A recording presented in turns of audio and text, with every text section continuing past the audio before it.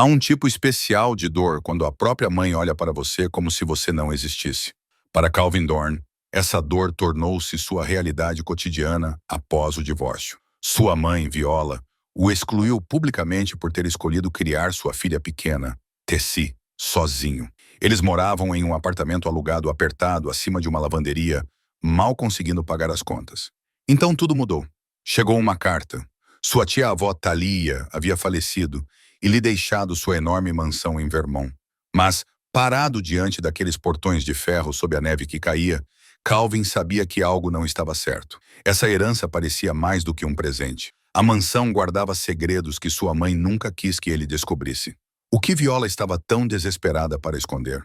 Antes de voltarmos à história, conte-nos de onde você está nos acompanhando. E se essa história te emocionar, não se esqueça de se inscrever, porque amanhã tenho algo muito especial reservado para você. O alarme do despertador rompeu a escuridão às 5h30, como todas as manhãs. Calvin Dorn estendeu a mão por baixo do edredom fino e o silenciou com precisão, tomando cuidado para não acordar Tessie no quarto ao lado.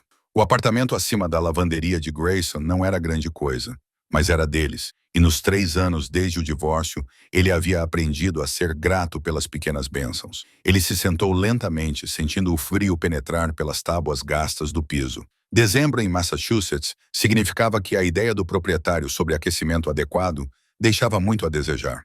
Calvin vestiu seu suéter grosso de lã, aquele com o cotovelo remendado que Tessie havia consertado com linha de cor diferente no inverno anterior, e foi até a cozinha estreita. O apartamento consistia em 3 cômodos, se você fosse generoso com a definição. Uma sala de estar que também servia como quarto, com um sofá-cama que rangia toda vez que ele o abria. Uma cozinha compacta com um fogão de 2 bocas e uma geladeira que zumbia como uma abelha moribunda. E o quarto de Tessie, mal grande o suficiente para sua cama de solteiro e a estante que ele construíra com madeira recuperada. O banheiro era compartilhado com o corredor, um arranjo peculiar que significava ter que sincronizar sua rotina matinal com a dos outros inquilinos. Mas era limpo. Isso era importante para Calvin. Ele o mantinha impecável, ensinando Tessie a respeitar o pouco que tinham. Algumas noites, deitado naquele sofá desconfortável, ele se perguntava o que sua mãe pensaria se pudesse vê-lo agora. Então ele se lembrava que ela havia deixado seus sentimentos bem claros 3 anos atrás. E a reflexão parava. Ele preparava o café, daquele tipo barato que vinha em um recipiente plástico, e começava a preparar o almoço de Tessie. Sanduíche de manteiga de amendoim e mel, uma maçã que ele comprou em promoção, cenouras em um saquinho. Ele acrescentou 3 biscoitos de chocolate que havia assado no domingo, um pequeno luxo que mal podiam pagar, mas que ele insistia em comprar. Ela tinha 11 anos. Merecia algo doce no seu dia. O assoalho rangeu atrás dele. Você acordou cedo, pai. Tessie estava parada na porta do quarto, vestindo seu pijama de flanela e meias grossas, com os cabelos escuros emaranhados pelo sono. Ela tinha os olhos da mãe, verdes e observadores, mas sua calma constante era toda sua. Aos 11 anos, ela possuía uma maturidade que às vezes partia o coração de Calvin. Nenhuma criança deveria ter que crescer tão rápido. Não consegui dormir, ele admitiu, entregando-lhe um copo de suco de laranja. Grande dia. Vou dar 3 aulas no colégio. O Sr. Peterson ainda está de licença. Pneumonia. Dizem que vai ficar mais uma semana, pelo menos. Calvin serviu café para si mesmo, saboreando o calor da caneca em suas mãos. O que significa que podemos comprar mantimentos decentes esta semana. Tessie sorriu, sentando-se à pequena mesa. Podemos comprar aquele molho para macarrão que você gosta? Aquele com cogumelos? Podemos comprar o molho para macarrão que eu gosto. Ele confirmou. Essas negociações haviam se tornado rotina. Que pequeno conforto eles poderiam ter nesta semana. Que pequeno luxo caberia no orçamento que ele havia calculado ao centavo. A cafeteira soltou suas últimas gotas. Através das paredes finas, eles podiam ouvir a senhora vizinha começando seu dia. Sua televisão já exibia o noticiário matinal. Abaixo deles, as máquinas antigas da lavanderia começavam seu barulho diário. Todo o prédio cheirava a detergente e vapor, um cheiro que havia penetrado em suas roupas, seus móveis, suas vidas. Biblioteca depois da escola? Perguntou Tessie, com um brilho de esperança no rosto. Biblioteca depois da escola? Confirmou Calvin. Era o ritual deles, a fuga deles. A biblioteca pública, a 3 quarteirões de distância, havia se tornado o refúgio deles. Tessie podia se perder nos livros enquanto Calvin corrigia provas ou planejava aulas. A bibliotecária, a Kowalski, havia parado de cobrar multas por atraso depois que soube da situação deles. Pequenas gentilezas como essa os mantinham vivos. Enquanto Tessie se preparava para a escola, a mente de Calvin vagava para a carta que havia chegado ontem. Ele a havia escondido no bolso do casaco. Ainda não havia mostrado a Tessie. Não sabia bem como lidar com isso. A tia-avó Thalia havia falecido, uma mulher da qual ele mal se lembrava. Alguém das visitas da infância que agora pareciam sonhos. E de alguma forma, impossivelmente, ela havia deixado tudo para ele. Uma mansão em Vermont, um advogado imobiliário chamado Whitmore, um pedido para que ele fosse ver a propriedade assim que pudesse. Parecia um erro. Como se o universo tivesse confundido os endereços e quisesse entregar essa notícia a outra pessoa, alguém mais merecedor, alguém que não tivesse fracassado no casamento, que não tivesse sido publicamente renegado pela própria mãe na frente de 15 parentes no jantar de ação de graças 3 anos atrás. Ele ainda podia ouvir a voz de Viola, fria e definitiva. Você fez sua escolha, Calvin. Você escolheu criar essa criança sozinho, desonrar esta família com seu fracasso. Você não é mais meu filho. As palavras cortaram mais fundo do que qualquer lâmina. Seu pai ficou em silêncio ao lado dela, sem dizer nada, sem fazer nada. Seus irmãos desviaram o olhar e Calvin pegou a mãozinha de Tessie e saiu daquela casa, sabendo que nunca mais seria convidado a voltar. Pai? A voz de Tessie o tirou da lembrança. Você está bem?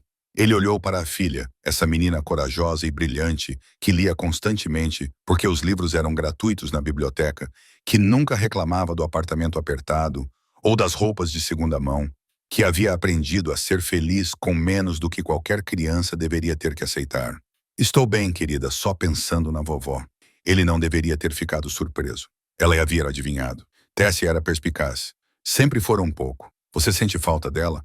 A pergunta era complicada. Ele sentia a falta da mãe que o criara? Sim, desesperadamente. Ele sentia a falta da mulher que o ignorava como se ele não fosse nada? Isso era mais difícil de responder. Sinto falta de quem eu achava que ela era, ele disse finalmente. Mas essa é uma conversa para outro dia. Temos que te levar para a escola. A rotina matinal continuou. Tessie vestiu suas roupas cuidadosamente mantidas, nada na moda, mas limpas e passadas. Calvin colocou em sua mochila de couro surrada os materiais didáticos que passou a noite de domingo preparando. Eles caminharam juntos os 6 quarteirões até a escola de Tessie, com a respiração embaçando no ar de dezembro. Te amo, pai, disse Tessie na entrada da escola, ficando na ponta dos pés para beijar sua bochecha.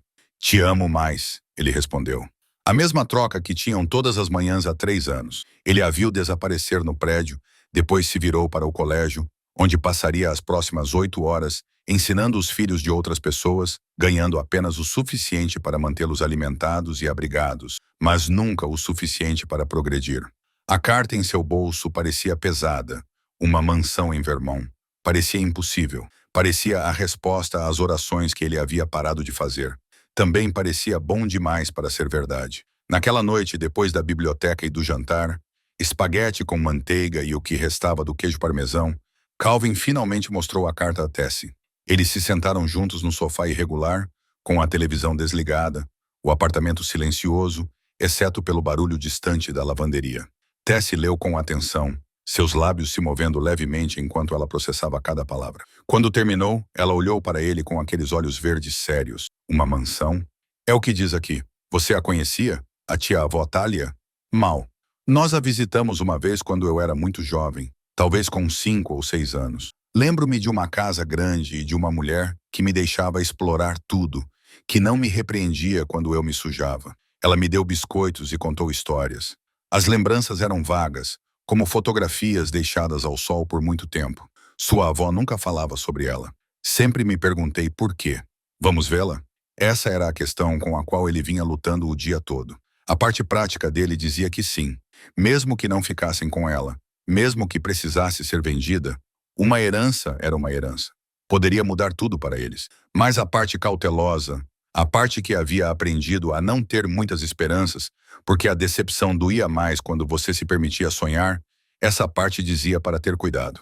Acho que devemos, disse ele lentamente, pelo menos ver com o que estamos lidando. O advogado diz que há um patrimônio, algumas propriedades. Mesmo que vendê-las, isso poderia significar estabilidade real para nós. Tessie assentiu, mas sua expressão ficou pensativa. Você acha que a vovó sabe sobre a herança? Não sei. Não falo com sua avó há 3 anos, Tessie.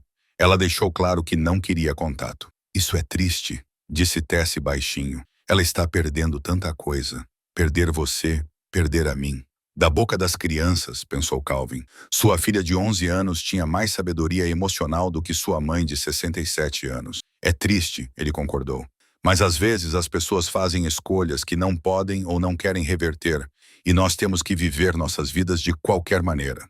Eles se sentaram juntos em um silêncio confortável. Lá fora, o alarme do carro de alguém disparou e depois parou. A televisão da Sr. murmurava através das paredes. O prédio se acomodou com seus rangidos e gemidos familiares. Quando iríamos? Perguntou Tessie. As férias de inverno começam na próxima semana. Poderíamos dirigir até lá, encontrar o advogado, ver o lugar, tomar algumas decisões. E se for incrível, então decidimos o que fazer com algo incrível. Ele a puxou para perto, beijou o topo de sua cabeça, mas não vamos nos precipitar. Provavelmente vai precisar de reformas. Pode estar caindo aos pedaços. Pode nem valer a pena pagar os impostos sobre a propriedade. Mas, mesmo enquanto dizia isso, uma pequena chama de esperança brilhou em seu peito. Uma mansão em Vermont.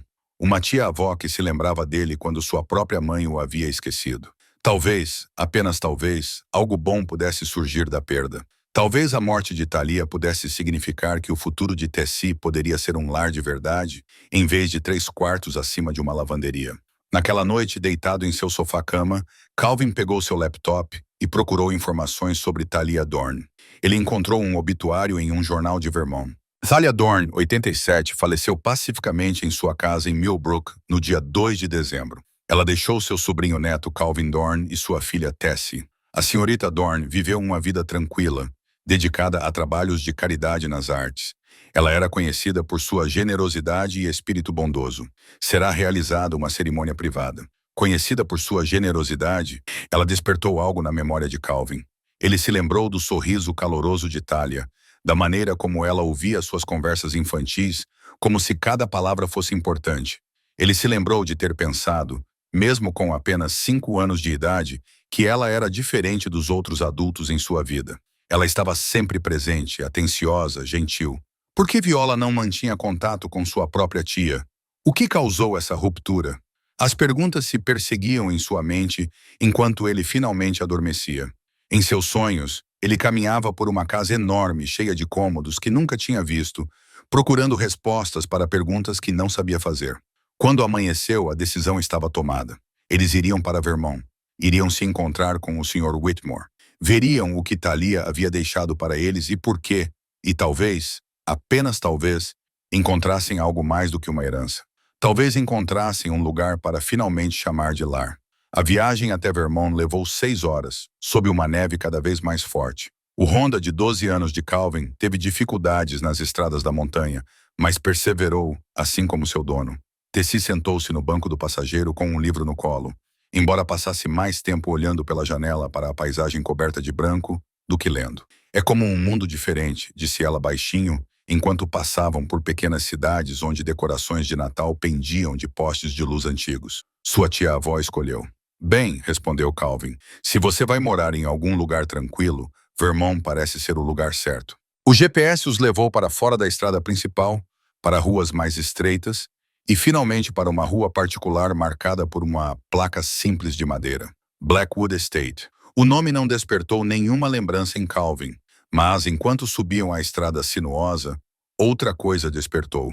Os pinheiros imponentes, a forma como a estrada fazia aquela curva. Ele já tinha estado ali antes, há muito tempo, mas a paisagem se lembrava, mesmo que ele tivesse esquecido. Então eles contornaram a última curva e Calvin prendeu a respiração. A mansão se erguia diante deles como algo de outra era.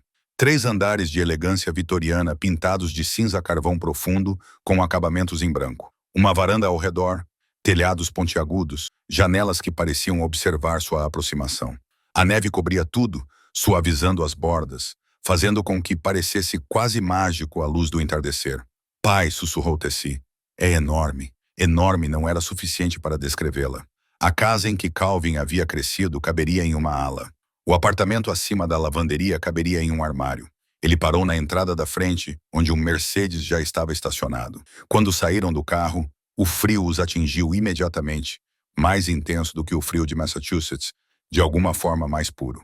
A porta da frente se abriu e um homem de 60 anos saiu, vestindo um casaco de lã e carregando uma pasta. Sr. Down, sou Richard Whitmore. Conversamos ao telefone.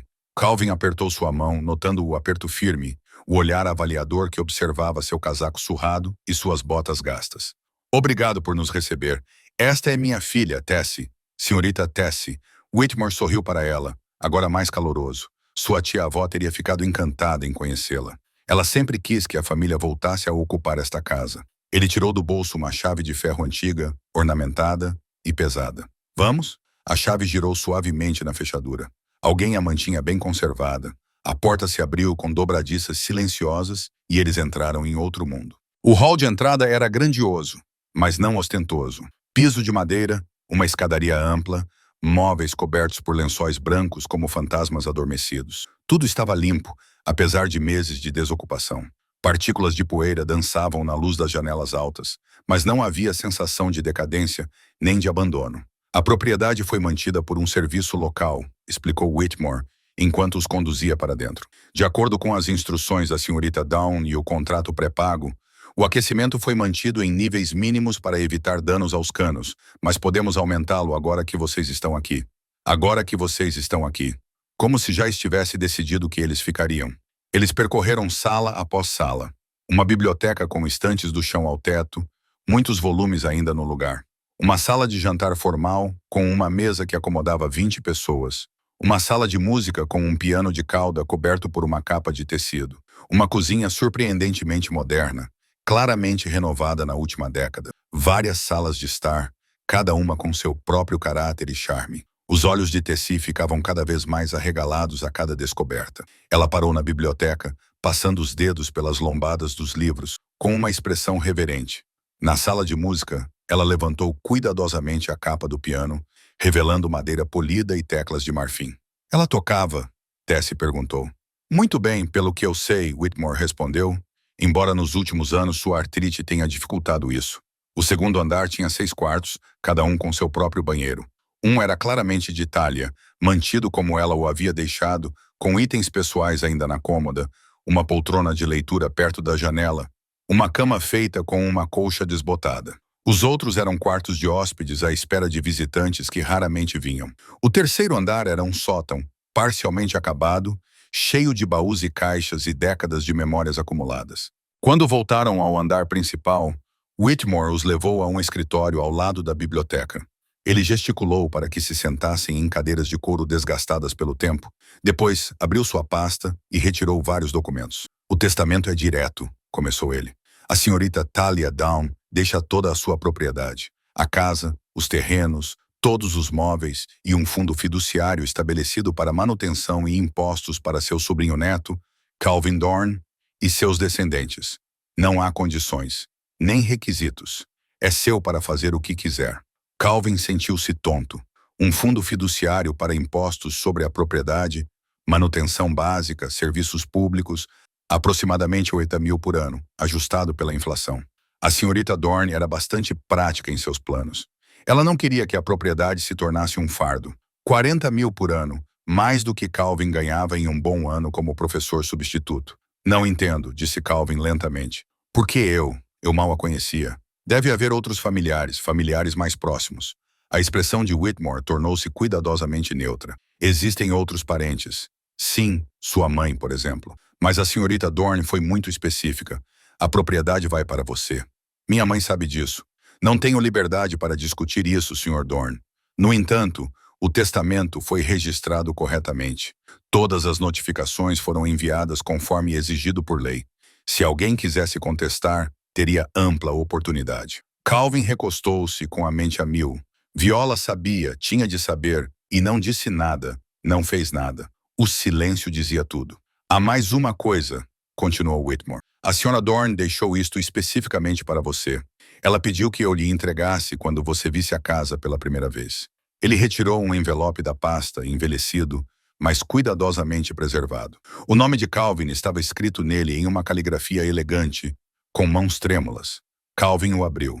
Dentro havia uma única página, com a mesma caligrafia elegante. Querido Calvin, ele leu em voz alta, com a voz embargada. Se você está lendo isso, então eu parti e você voltou para casa.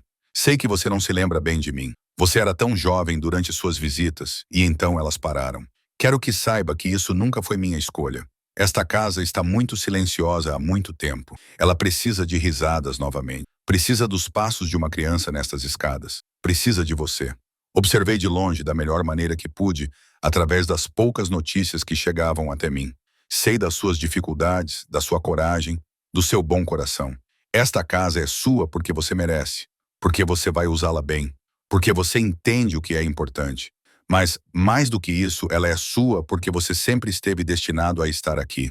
Há coisas nesta casa, papéis, cartas, pedaços de história. Leve o tempo que precisar para examiná-los. Entenda a sua história, a história da sua família, e saiba que, independentemente do que você descobrir, você foi amado, sempre amado. Bem-vindo ao lar, Calvin, de todo o coração, Talia. A sala estava silenciosa, exceto pelo tic-tac do velho relógio sobre a lareira. Tessie tinha lágrimas nos olhos. Até Whitmore parecia comovido. Ela sabia sobre nós. A voz de Calvin estava rouca por causa da nossa situação. A senhorita Dorn era mais conectada do que seu isolamento poderia sugerir, disse Whitmore com cuidado. Ela tinha maneiras de saber sobre a família, mesmo quando o contato foi cortado. Mesmo quando o contato foi cortado por Viola. Sempre por Viola. Sr. Dorn, eu devo lhe contar. Whitmore hesitou. Há um quarto no segundo andar, aquele com a porta trancada, você deve ter notado. As instruções da senhorita Dorn foram específicas. Aquele quarto não deve ser aberto até que você esteja pronto. A chave está no quarto dela, na gaveta debaixo da cômoda, mas ela queria que você escolhesse o momento. O que há lá dentro? Documentos da família, história, coisas que ela achava que você deveria saber, mas não ser forçado a enfrentar imediatamente. Mais segredos, mais coisas que Viola nunca havia compartilhado. Calvin olhou para Tessie, viu esperança e admiração em seu rosto, olhou ao redor para o belo escritório, imaginou-os morando ali, realmente morando ali. Aquecimento que funcionava, quartos para respirar, uma biblioteca para Tessie, estabilidade, segurança, um lar. Gostaríamos de aceitar, disse ele. Se estiver tudo bem, gostaríamos de ficar. Whitmore sorriu, substituindo sua postura profissional por uma cordialidade genuína. A senhorita Dorn ficaria muito satisfeita. Vou preparar a papelada. Enquanto isso, a casa está totalmente funcional. O fundo pode adiantar dinheiro para mantimentos, suprimentos, tudo o que vocês precisarem para se instalar. Naquela noite, depois que Whitmore foi embora, depois que escolheram os quartos e trouxeram suas poucas malas do carro, Calvin ficou na cozinha fazendo chocolate quente. Pela janela, ele podia ver a neve caindo constantemente, cobrindo o terreno com um manto branco cada vez mais espesso. Tessie apareceu na porta vestindo seu pijama e meias grossas. Pai, isso é real? Ele estendeu os braços e ela se aproximou, deixando-o abraçá-la com força. É real, querida. É realmente real. Por que a tia-avó Thalia fez isso por nós? Ainda não sei, mas acho que vamos descobrir. Lá fora, o vento aumentou, uivando suavemente ao redor dos beirais. A casa se acomodou ao redor deles com rangidos e suspiros, aprendendo o peso dos novos ocupantes. E em algum lugar, trancados no segundo andar, segredos esperavam para serem descobertos. A primeira semana passou em uma névoa de descobertas e ajustes.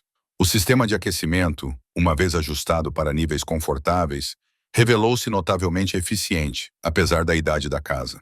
Calvin aprendeu quais tábuas do assoalho rangiam, quais janelas emperravam, quais cômodos recebiam o sol da manhã. A casa estava ensinando a eles seus ritmos e eles estavam aprendendo a se mover dentro deles. Tessie ficou com o quarto com vista para os jardins, um espaço 2 vezes maior do que todo o apartamento deles em casa. Ela passou horas organizando seus livros nas estantes embutidas, arrumando sua pequena coleção de tesouros no parapeito da janela. Calvin ficou com um quarto no fim do corredor, modesto para os padrões da casa, mas palaciano em comparação com seu sofá-cama. Eles exploravam sistematicamente um cômodo por dia. A casa se revelava em camadas. Cada espaço guardava vestígios da vida de Thalia. Um jogo de palavras cruzadas pela metade, óculos de leitura deixados em uma mesinha lateral, chinelos debaixo de uma cadeira. Era uma sensação estranha e reconfortante, como se lhes fosse confiada a intimidade de alguém. No quarto dia, enquanto investigava os muitos armários da cozinha, Tessie descobriu a caixa de receitas. Ela estava em uma prateleira alta, uma lata desbotada decorada com morangos pintados. Ela a atirou com cuidado e elas a abriram juntas na mesa da cozinha. Dentro havia centenas de cartões de receitas, cada um com a mesma caligrafia elegante da carta de Thalia. Alguns estavam amarelados pelo tempo, com ingredientes listados em medidas que antecediam a padronização. Outros eram mais recentes, recortados de revistas e anotados nas margens. Olha, pai, ela escrevia notas em tudo. Tessie tirou um cartão de receita de torta de maçã.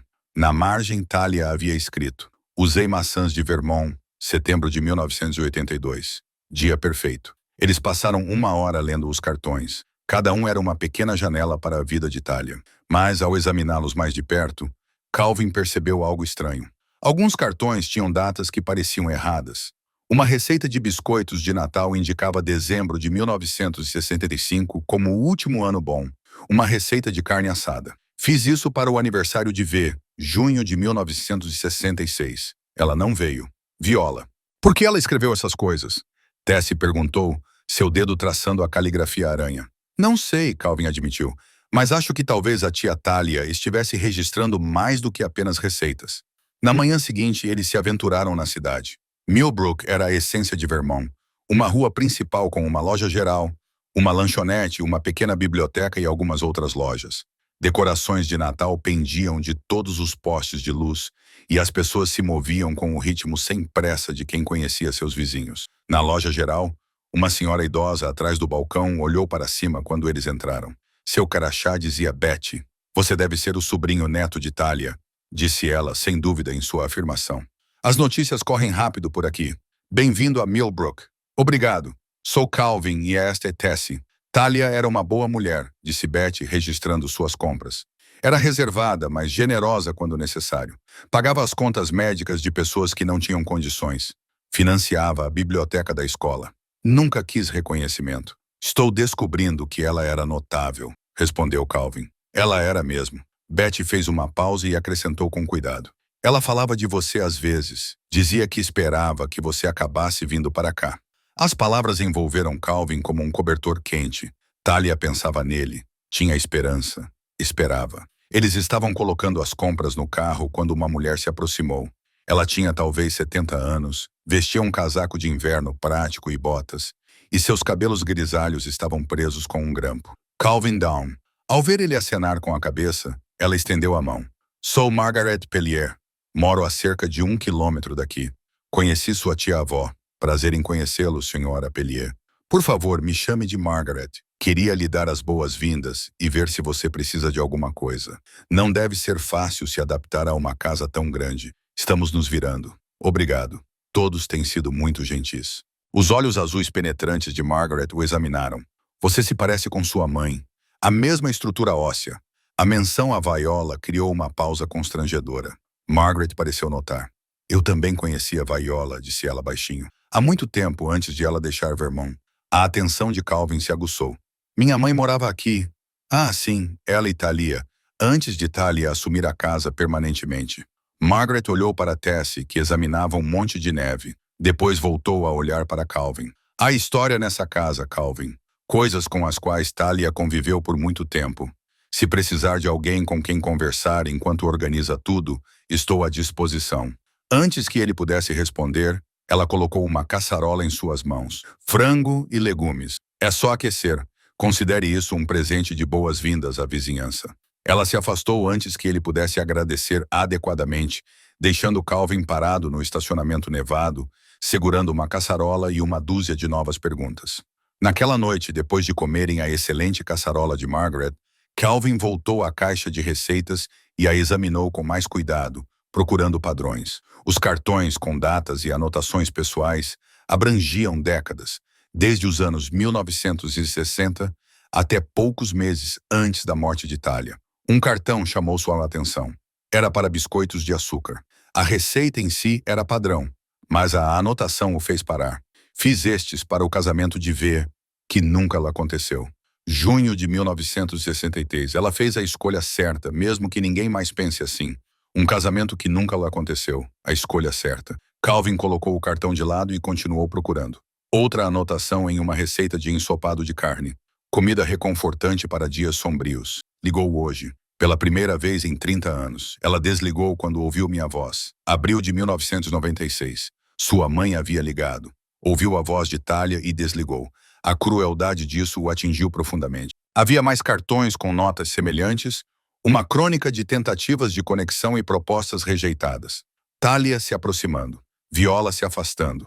O padrão se repetiu ao longo de décadas, um registro de amor fraternal recebido com silêncio obstinado. O último cartão datado fez sua garganta apertar. Era de apenas 8 meses atrás. Uma receita simples de barras de limão. Na margem, Talia havia escrito: "Estou morrendo e ela ainda não fala comigo. Mas Calvin virá. Acredito que ele virá e talvez consiga fazer o que eu não consegui. Fazer com que ela se lembre que havia coisas boas antes de todas as ruins." "Pai?" A voz de Tessie na porta o assustou. "Você está bem?" Ele enxugou os olhos rapidamente. "Sim, querida. Só estou pensando." Ela veio sentar-se ao lado dele, olhando para os cartões de receitas espalhados. Ela sentia a falta da vovó, não era? Sim, sentia. E a vovó nunca veio. Não. Tessie ficou em silêncio por um momento. As pessoas são complicadas quando falam pela boca das crianças. Elas realmente são. Naquela noite, Calvin não conseguia dormir. Ele vagou pela casa, conhecendo-a na escuridão. As sombras pareciam mais profundas, mais sabias. Ele se viu parado do lado de fora do quarto, trancado no segundo andar. Aquele que Whitmore havia mencionado. Documentos da família, história, coisas que queriam que ele soubesse. Ele ainda não estava pronto, mas estava começando a entender que, pronto ou não, precisava saber. A caixa de receitas lhe mostrara isso. Havia uma história ali, uma história dolorosa que transformara sua mãe na mulher capaz de renegar o próprio filho. Uma história que mantivera duas irmãs separadas por décadas. Ele pensou nas palavras de Margaret Pellier. Há história naquela casa. Coisas com as quais Talia conviveu por muito tempo. Parado no corredor escuro, com a neve caindo suavemente do lado de fora das janelas, Calvin tomou uma decisão. Ele descobriria o que aconteceu. Ele entenderia por que Viola se afastou de todos que a amavam. Não para desculpar sua crueldade, mas para entendê-la e talvez, apenas talvez, encontrar uma maneira de quebrar o ciclo antes que Tessie herdasse outra geração de silêncio familiar. A casa rangia ao seu redor, acomodando-se na noite fria. Em algum lugar em seus muitos cômodos, as respostas esperavam. Calvin só precisava ser corajoso o suficiente para encontrá-las. 3 dias depois, enquanto procurava cobertores extras no quarto de Talia, Calvin encontrou a fotografia. Ela havia escorregado entre o colchão e a estrutura da cama, sendo descoberta apenas quando ele afastou a cama da parede para pegar um travesseiro que havia caído. A foto estava desbotada, mas nítida. 2 jovens estavam de braços dados no que parecia ser uma feira de verão. Elas usavam vestidos de verão do início dos anos 1960, com os cabelos penteados na moda da época. Ambas riam de algo além do enquadramento da câmera, com rostos iluminados por uma alegria genuína. Calvin reconheceu Talia de outras fotos pela casa. Ela tinha os mesmos olhos bondosos ao longo de toda a sua vida, mas a outra mulher o deixou sem fôlego. Viola, sua mãe com menos de 30 anos, radiante de felicidade. Ela não se parecia em nada com a mulher severa e fria que o renegou. Essa Viola era linda, despreocupada, viva. No verso, com a caligrafia de Talia, estava escrito: "Feira de verão, julho de 1963. O último verão bom, vê e eu antes de tudo mudar." Antes de tudo mudar, a frase ecoava a nota do cartão de receita. Dezembro de 1965, o último ano bom. Algo havia acontecido entre 1960 e 1965 que havia destruído a vida de sua mãe e separado as irmãs. Calvin começou a procurar mais deliberadamente. Se havia pistas na caixa de receitas, haveria mais em outros lugares. Ele começou pelo quarto de Talia, vasculhando as gavetas com cuidado e respeito. Na gaveta debaixo da cômoda, debaixo de suéteres dobrados, ele encontrou um maço de cartas amarradas com uma fita. Eram cartas de Talia para Viola devolvidas sem serem abertas. Os carimbos dos correios iam de 1967 a 2005. Dezenas de tentativas de contato, todas rejeitadas, mas entre elas havia 3 cartas que haviam sido abertas. 3 vezes Viola leu o que sua irmã tinha a dizer. Calvin sentou-se no chão e as leu. A primeira tinha carimbo postal de março de 1967. Querida Vi, sei que você está com raiva. Sei que você me culpa, mas juro por tudo que considero sagrado. Eu nunca contei a eles, nunca te traí. O que quer que eles tenham dito, o que quer que tenham alegado, não fui eu. Por favor, podemos conversar? Por favor, não me exclua. Você é minha irmã. Eu te amo. T. 2 de julho de 1980. V. Já se passaram 13 anos. Sinto sua falta todos os dias. Vejo que você se casou, teve filhos. Estou muito feliz por você e muito triste por não ter estado lá.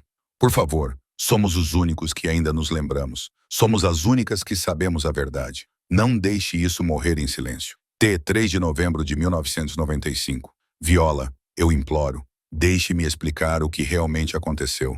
Deixe-me contar o que descobri depois que você foi embora. Você carrega uma culpa que não é sua e uma raiva que eu não mereço. Eu entendo porque você pensou o que pensou, mas você estava errada. Por favor, antes que seja tarde demais. O que Viola pensava? Que culpa? O que Thalia descobriu? As cartas levantaram mais perguntas do que respostas, mas confirmaram uma coisa. O que quer que tenha acontecido não era simples. Havia várias camadas, mal-entendidos construídos sobre mal-entendidos. A realidade financeira interferiu em sua pesquisa histórica. O fundo fiduciário cobria a manutenção da casa, mas eles ainda precisavam de renda. Calvin entrou em contato com o distrito escolar local e foi contratado quase imediatamente como professor substituto. Aparentemente, a zona rural de Vermont tinha a mesma escassez de professores que todos os outros lugares. Tessie matriculou-se na escola primária Millbrook. No primeiro dia, Calvin acompanhou-a até o pequeno prédio de tijolos, observando como era diferente da escola lotada de Boston. Aqui, todos pareciam conhecer todos. A diretora, a Sra. Crawford, cumprimentou-os pessoalmente. Estamos muito felizes por ter você aqui, Tessie. Sua tia-avó foi muito generosa com a nossa escola. Temos uma bela biblioteca graças a ela. Ela doou uma biblioteca? Calvin perguntou. Sim, há cerca de 15 anos, ela financiou uma reforma completa e a reposição do acervo. Ela dizia que todas as crianças mereciam ter acesso a livros. A Sra. Crawford sorriu calorosamente. Ela tinha uma opinião forte sobre educação. Costumava dizer que era a única coisa que ninguém poderia tirar de você. Depois da escola, Tessie estava eufórica. Ela tinha feito uma amiga, uma menina chamada Sophie, que também adorava ler. Elas almoçaram juntas e combinaram de se encontrar na biblioteca no fim de semana. Vendo sua filha sorrir tão livremente, vendo-a se adaptar a uma vida com espaço e estabilidade, Calvin sentiu o peso da gratidão. Quaisquer que fossem os motivos de Thalia, qualquer que fosse o drama familiar que tivesse motivado suas escolhas, ela lhes dera um presente incrível. Naquele fim de semana, enquanto Tessie estava na biblioteca com Sophie, Calvin aceitou o convite de Margaret Pelleter para tomar um café. A casa dela era menor que a de Thalia, mas igualmente bem cuidada, cheia da desordem confortável de uma longa vida. Eu sabia que você viria eventualmente, disse Margaret, servindo café em delicadas xícaras de porcelana. Ninguém consegue morar naquela casa sem ficar curioso sobre seus fantasmas. Você disse que conhecia minha mãe. Eu conhecia. Todos nós conhecíamos. Millbrook era menor naquela época. Todos conheciam as irmãs Dawn, lindas, inseparáveis. Thalia era a prática, estável. Viola era a sonhadora, apaixonada por tudo. O que aconteceu com ela? Margaret ficou em silêncio por um longo momento, estudando-o. O quanto você sabe? Quase nada. Sei que houve uma briga. Sei que minha mãe culpou Thalia por alguma coisa. Sei que houve um casamento que não aconteceu em 1963. Robert Carlyle, disse Margaret, um bom homem, vinha de uma família rica. Os pais deles arranjaram o casamento e Viola aceitou no início. Depois, ela se apaixonou por outra pessoa. Quem? É aí que fica complicado, Calvin, e doloroso. Tem certeza de que quer saber? Preciso entendê-la. Ela me renegou, Margaret. Me cortou completamente por ser um pai solteiro e divorciado. Preciso saber por que ela se tornou tão rígida, tão cruel. Margaret suspirou. Ela nem sempre foi cruel. Antes de tudo dar errado, Viola era a pessoa mais gentil que eu conhecia. Mas as pessoas fazem coisas terríveis a si mesmas quando estão presas entre o amor e o dever. Ela se levantou e pegou um álbum de recortes de uma prateleira. Guardei principalmente esses recortes de jornal. Eu era jovem na época, impressionável. Achava tudo muito romântico até que se tornou trágico. Ela abriu uma página que mostrava um artigo de jornal de agosto de 1966. A manchete dizia: Incêndio mata homem local. O artigo era breve, relatando que James Whitmore, 28 anos, havia morrido em um incêndio em um celeiro nos arredores da cidade. A causa foi listada como acidental, provavelmente um cigarro. James Whitmore. O nome soava familiar. O tio do advogado, confirmou Margaret. Não é coincidência.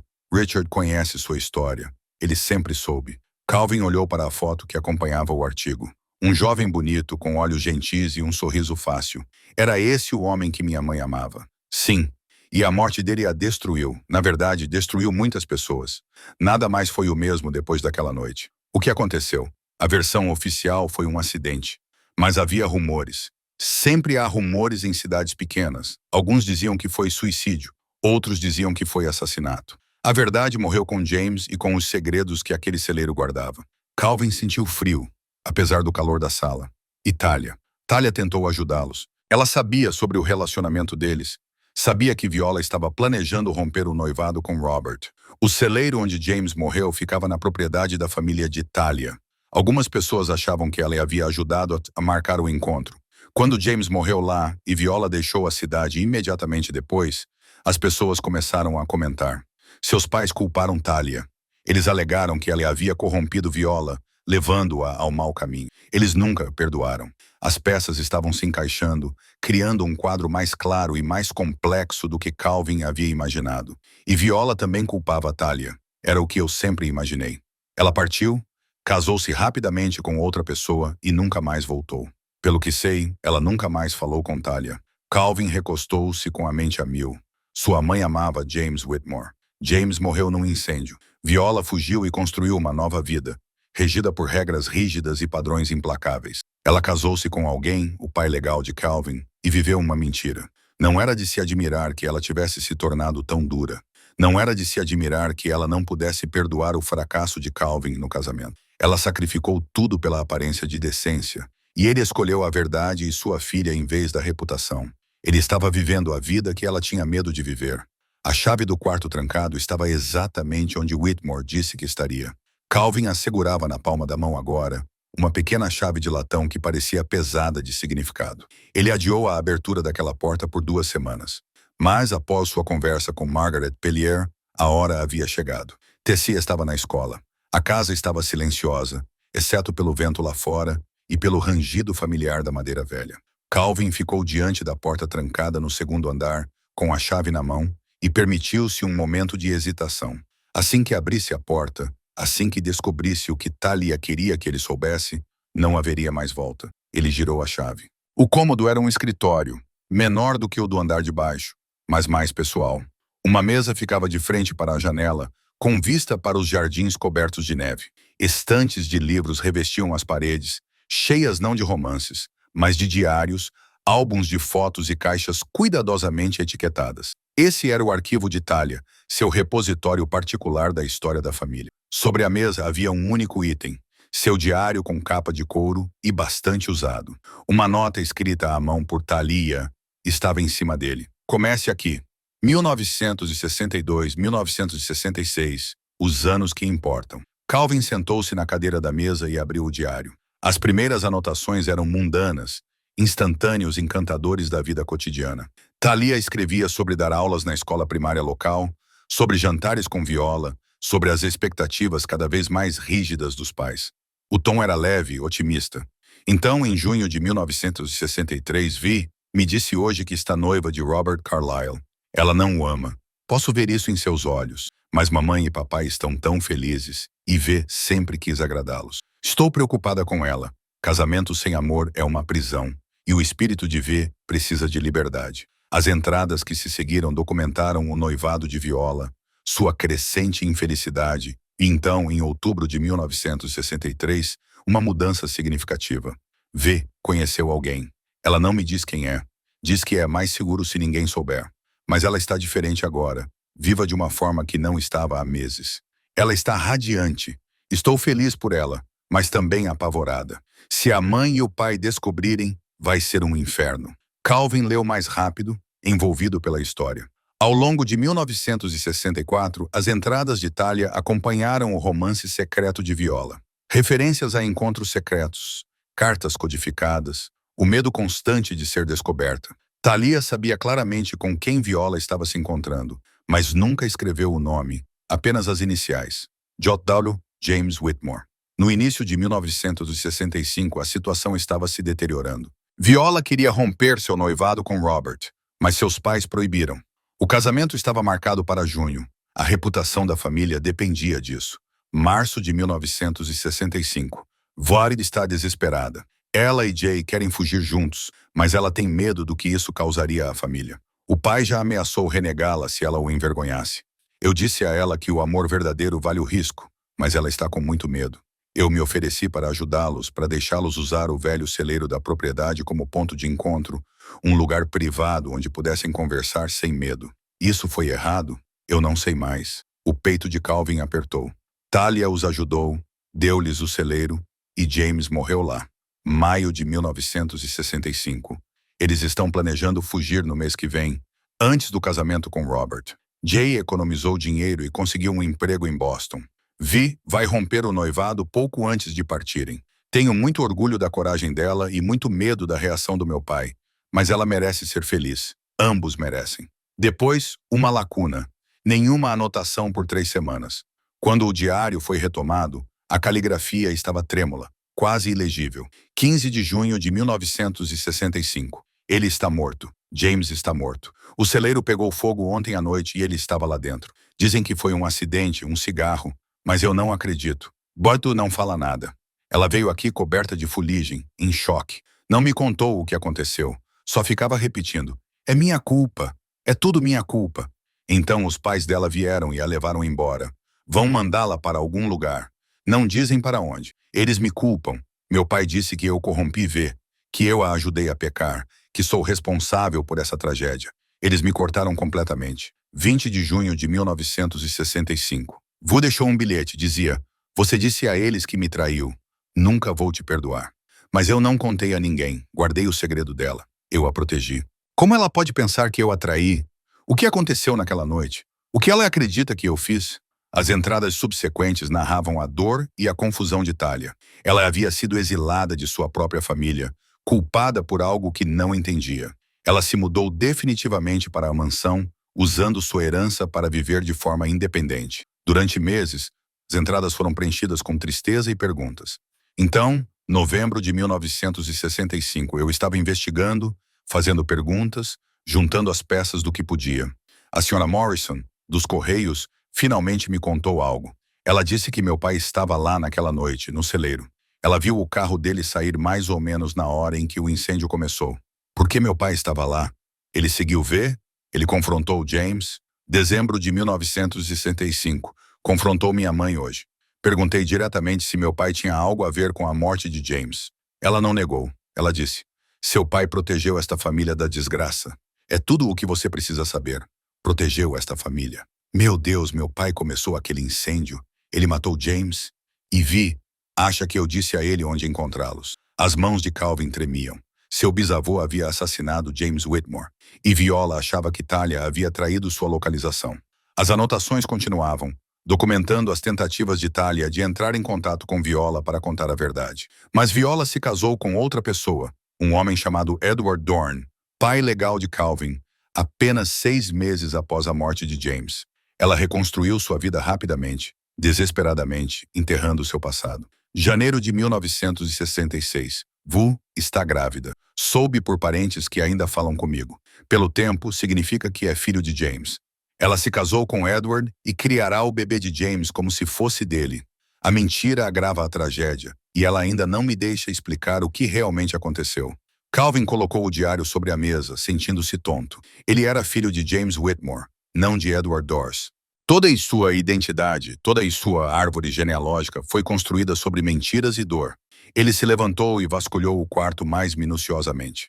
Em uma caixa rotulada como provas, encontrou recortes de jornal, depoimentos de testemunhas que Thalia havia coletado ao longo dos anos e uma pasta rotulada como investigação não oficial do incêndio. Dentro dela havia anotações manuscritas de um inspetor de incêndios aposentado que Thalia havia contratado particular em 1975. A conclusão do inspetor.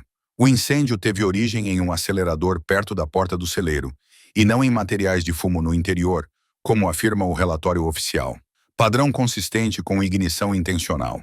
A vítima provavelmente foi presa por força externa. A investigação oficial foi superficial, possivelmente influenciada pela posição da família na comunidade. Calvin sentou-se no chão, cercado pelos detritos da tragédia familiar. Seu avô havia assassinado o homem que sua mãe amava. Viola passou toda a sua vida carregando a culpa que pertencia ao pai. E Thalia viveu no exílio, culpada por uma traição que nunca cometeu. Não era de se admirar que sua mãe tivesse se tornado tão rígida, tão implacável. Ela sobreviveu construindo barreiras, seguindo regras, nunca permitindo que ela mesma ou qualquer outra pessoa se desviasse do caminho da decência. O divórcio de Calvin, sua escolha de ser um pai solteiro, ameaçou aquela vida cuidadosamente construída, lembrando-a de tudo o que ela havia perdido. Compreensão não era o mesmo que perdão, mas era um começo. Calvin passou o resto do dia naquele quarto lendo tudo o que Thalia havia compilado. Havia mais diários cobrindo as décadas seguintes, cartas que Thalia havia escrito, mas nunca enviado, detalhando o que ela havia aprendido, implorando para Viola ouvir.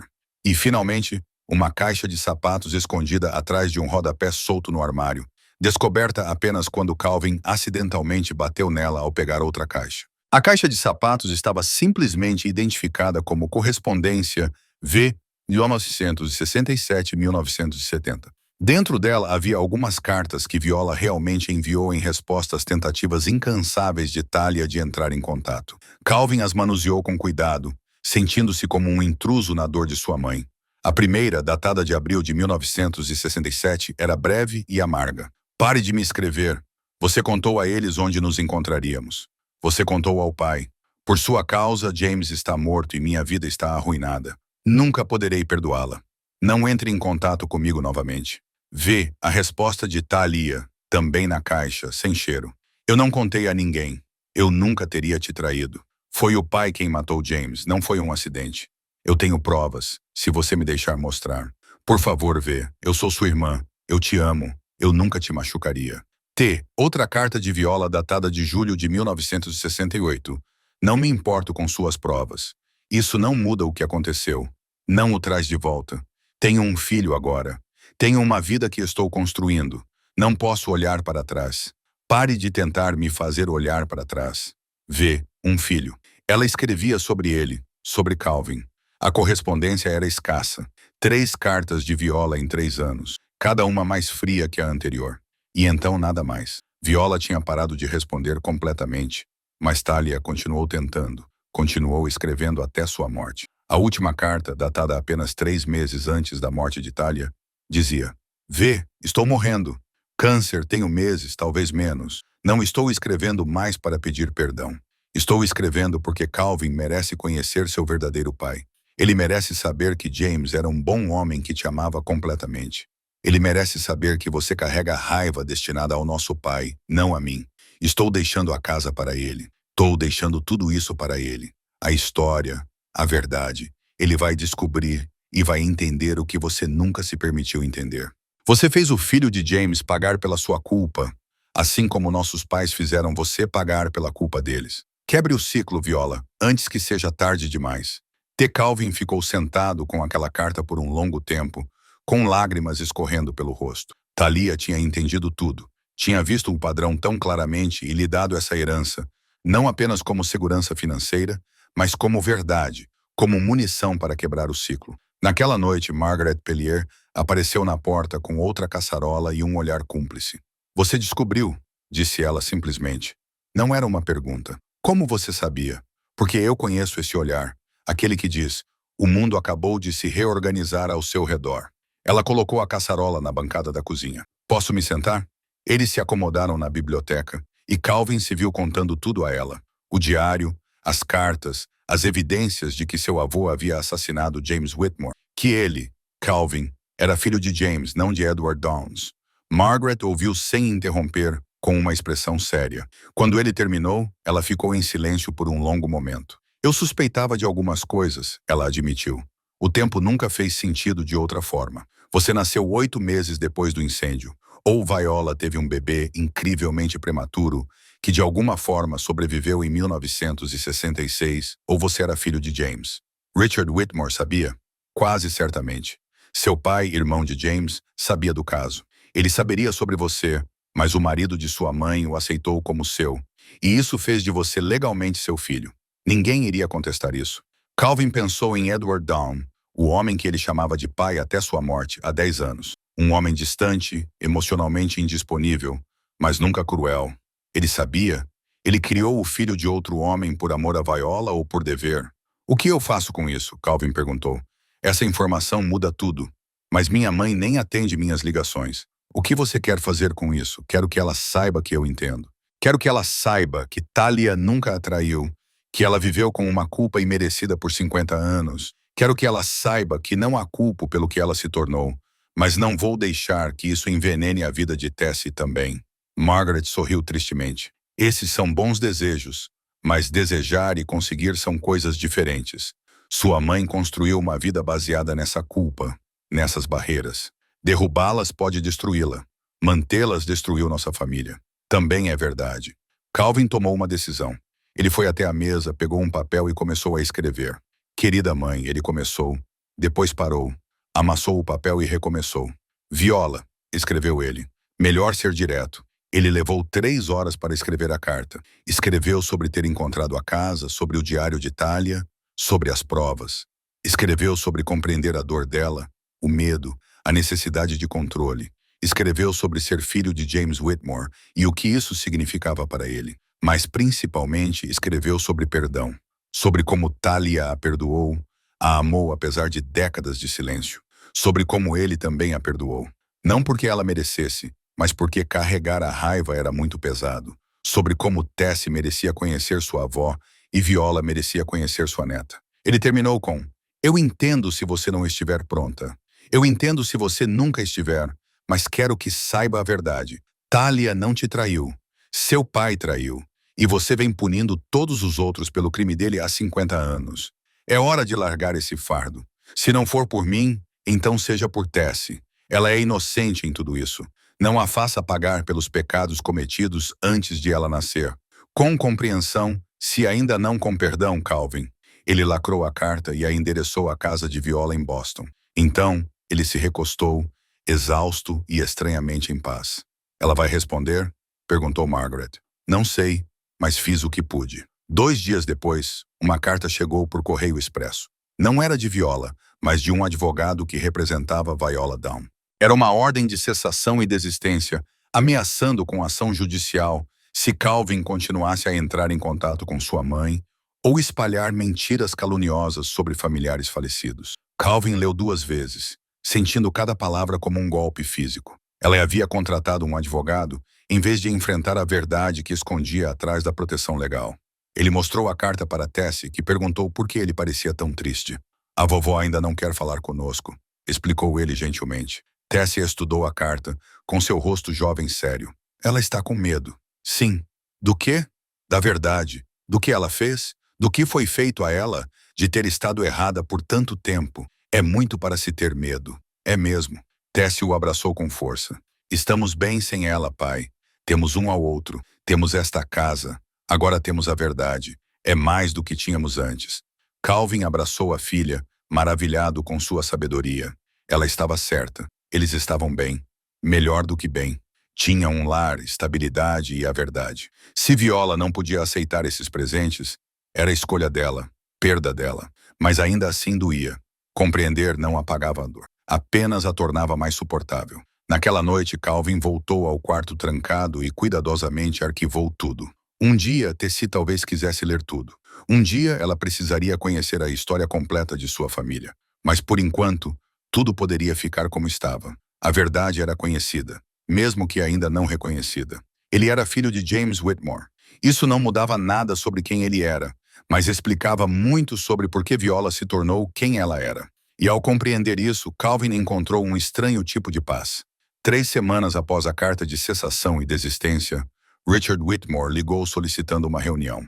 Seu tom era formal, cuidadoso e deixou Calvin nervoso. Eles se encontraram no escritório de Whitmore, na cidade, uma pequena suíte acima da loja de ferragens que servia como centro jurídico de fato de Millbrook. "Há outra coisa", disse Whitmore sem preâmbulos, assim que se sentaram.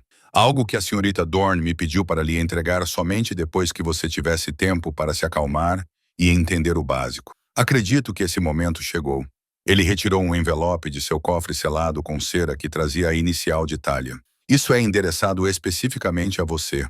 Ela foi enfática em dizer que não fosse aberto, exceto na sua presença e somente quando você estivesse pronto para saber de tudo. A expressão de Whitmore era sombria. "Acho que você deve saber, antes de abri-lo, que mencionei no conteúdo que as informações também me afetarão." Calvin quebrou o selo e retirou vários documentos. Em cima estava uma carta escrita à mão por Talia, datada apenas 2 semanas antes de sua morte. "Meu querido Calvin", ela começava, "se você está lendo isso, você encontrou os diários. Você sabe sobre James e Viola. Você sabe sobre o incêndio. Mas há mais uma verdade, a mais importante. Aquela que não pude colocar por escrito enquanto estava viva. Mas aquela que você merece saber agora. Contratei um detetive particular em 1985. Eu precisava ter certeza do que aconteceu naquela noite. Precisava de provas do que meu pai fez. Não apenas por mim, mas por você. Porque já suspeitava que você poderia ser filho de James e queria que um dia você soubesse toda a verdade." O investigador encontrou uma testemunha, o velho Henry Morrison, que morava em uma cabana perto do celeiro. Ele viu tudo naquela noite, mas estava com muito medo de se apresentar. "Meu pai era um homem poderoso e Henry era apenas um pobre fazendeiro com tudo a perder." O relato de Henry foi registrado. Ele viu seu avô chegar ao celeiro depois que Viola e James já estavam lá dentro. Ele viu o confronto. Ele ouviu meu pai gritar que preferia ver sua filha morta a desonrada. Ele viu meu pai trancar a porta do celeiro por fora e atear fogo. Mas aqui está o que eu nunca soube até Henry contar ao investigador. James não morreu no incêndio. Ele conseguiu escapar. Gravemente queimado, quase inconsciente, mas vivo. Viola o tirou por uma janela lateral que eles quebraram juntos. Meu pai já tinha ido embora, acreditando que tinha matado os dois. Viola levou James para a única pessoa em quem podia confiar, o irmão de James, Harold. Harold Whitmore, pai de Richard. Harold levou James para um hospital no condado vizinho, registrado com um nome falso. James sobreviveu, Calvin. Ele viveu por mais 3 dias. Tempo suficiente para saber que Viola estava grávida de seu filho. Tempo suficiente para fazer Harold prometer que cuidaria da criança à distância. Tempo suficiente para dizer a Viola que a perdoava, que não a culpava pelas ações do pai dela. Quando James morreu devido aos ferimentos, à fumaça, ao trauma, eles o enterraram discretamente. Harold organizou tudo. A versão oficial permaneceu.